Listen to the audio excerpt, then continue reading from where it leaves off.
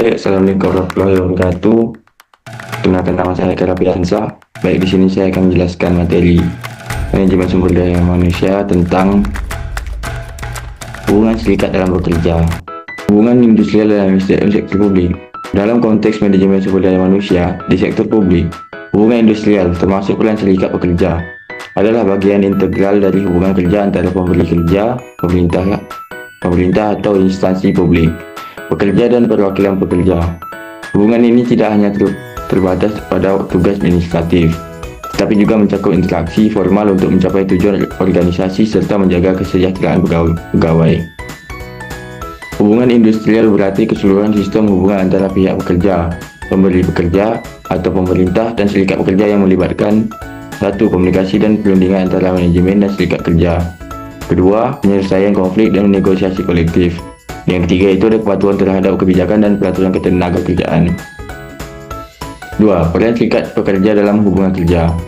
Serikat pekerja biasanya dibahas sebagai pihak kolektif yang mewakili kepentingan pekerja dalam dialog dengan manajemen, khususnya dalam hal: 1. Menyuarakan hak dan kepentingan pekerja, remunerasi, kondisi kerja, atau kesejahteraan. Yang kedua itu menjadi mitra dalam negosiasi kolektif atau perundingan bersama. Dan terakhir ada meningkatkan komunikasi antara pegawai dan manajemen demi terciptanya hubungan yang harmonis. 3. Tujuan hubungan serikat dalam bekerja. MSDM sektor publik menegaskan bahwa hubungan serikat dalam bekerja bertujuan untuk: 1. Mencapai keseimbangan antara kebutuhan administrasi publik dan hak pegawai. Yang kedua, meningkatkan perlindungan hak pekerja dan jaminan kesejahteraan. Dan yang ketiga, mendukung hubungan kerja yang adil, stabil, dan produktif di birokrasi publik. 4. Dinamika dan tantangan. Dinamika hubungan serikat pekerja MSDM meliputi negosiasi, penyelesaian keluhan, dan kepatuhan hukum. Dengan tantangan seperti komunikasi yang buruk, psikososial, proses, fisik, semantik, konflik kepentingan pihak sepihak, kurangnya keanggotaan dan kepemimpinan serikat, stigma sosial, serta dampak globalisasi dan digitalisasi yang menuntut MSDM membangun kolaborasi, transparansi, dan kebijakan yang adil demi keseimbangan hak, kewajiban, dan produktivitas. Dinamika utamanya itu dibagi menjadi 3. Yang pertama, perundingan kolektif, yang kedua, penyelesaian perselisihan, dan yang ketiga, peran MSDM. Perundingan kolektif adalah serikat pekerja mewakili karyawan dalam negosiasi upah, jam kerja, dan kondisi kerja. Dan yang kedua, penyelesaian perselisihan. Serikat berperan dalam mediasi konflik dan forum bipartit, tripartit, atau ligitasi. Peran MSDM: menjabatani komunikasi, menegakkan hukum ketenagakerjaan, dan memastikan kebijakan SDM adil.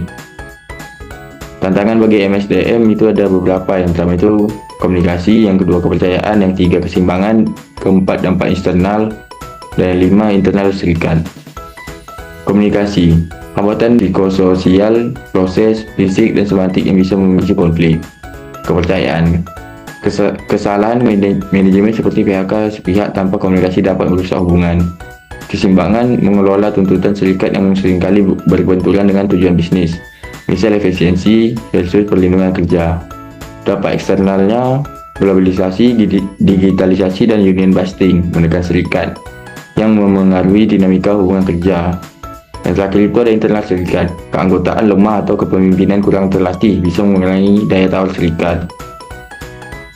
Solusi MSDM: pertama ada komunikasi efektif, yang kedua itu ada keadilan organisasi, yang ketiga kepatuhan hukum, dan yang keempat pengembangan bersama, dan yang terakhir itu ada strategi adaptif.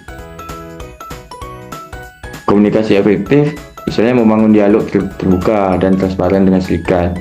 Contoh keadilan organisasi: memastikan kebijakan SDM adil dan konsisten. Kepatuhan hukum misalnya memahami dan menerapkan undang-undang ketenagakerjaan dengan benar. Yang pengembangan bersama seperti melatih manajemen dan serikat untuk bernegosiasi yang lebih baik. Dan terakhir itu strategi adaptif, menyusun kebijakan inklusif dan berkelanjutan di era digital. Kesimpulannya adalah hubungan serikat dalam bekerja adalah bagian dari hubungan industrial yang mengatur interaksi antara pemerintah, instansi publik, pekerja, dan organisasi serikat pekerja. Serikat bekerja berperan dalam perwakilan staf dalam memperjuangkan hak, perundingan perjanjian kerja bersama, dan membangun komunikasi efektif dengan manajemen.